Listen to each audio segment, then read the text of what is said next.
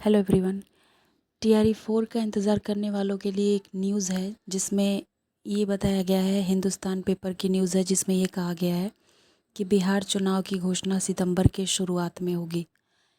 यानी कि सितंबर में बिहार चुनाव की तैयारियां शुरू कर दी जाएंगी। तो आप लोगों को भी ये बात पता है कि चुनाव के स्टार्टिंग में हो जाने के बाद कोई भी वैकेंसी या कोई भी घोषणा नहीं होती है। तो जाहिर सी बात है कि टीआरई 4 जो होगा वो पहले होगा या उसके बाद होगा। उसके बाद होना तो मुश्किल है, लेकिन उसके पहले हो सकता है। तो इस हिसाब से आप लोगों को अपनी तैयारी करनी चाहिए, क्योंकि ये मान के चलिए कि अगर सितंबर में शुरुआत हो जाएगी तो आपके पास मई, जून, जुलाई, अगस्त यही है। मई में अगर वो नोटिस नहीं निकालते हैं तो जून में पक्का नोटिस आएगा और उसके बाद फिर वो 1 महीने का टाइम देते हैं परीक्षा के कराने में और 1 महीने फॉर्म भरने में लग जाएगा। तो जुलाई में आपके हो जाएंगे पेपर और अगस्त में वो रिज़ल्ट भी दे देंगे।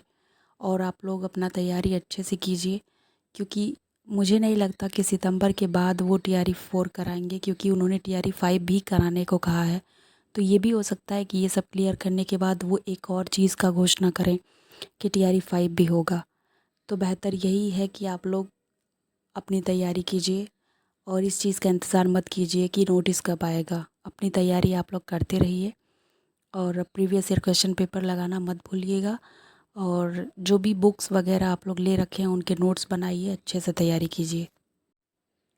चुनाव आयोग सितंबर के प्रथम सप्ताह में बिहार विधानसभा चुनाव की घोषणा कर सकता है। इसको लेकर आयोग ने अपनी तैयारियों को तेज कर दी है।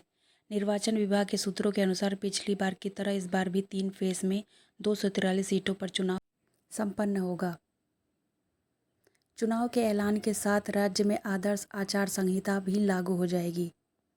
तो यही मैं आप लोगों से कह रही थी कि उसके बाद आप लोगों का कुछ नहीं, ना ही उसके बाद फिर आप लोगों का पेपर होगा और ना ही कोई नोटिफिकेशन आएगा। तो जाहिर सी बात है कि जो भी होगा वो सितंबर से पहले ही होगा। तो आप लोग तैयारी शुरू कर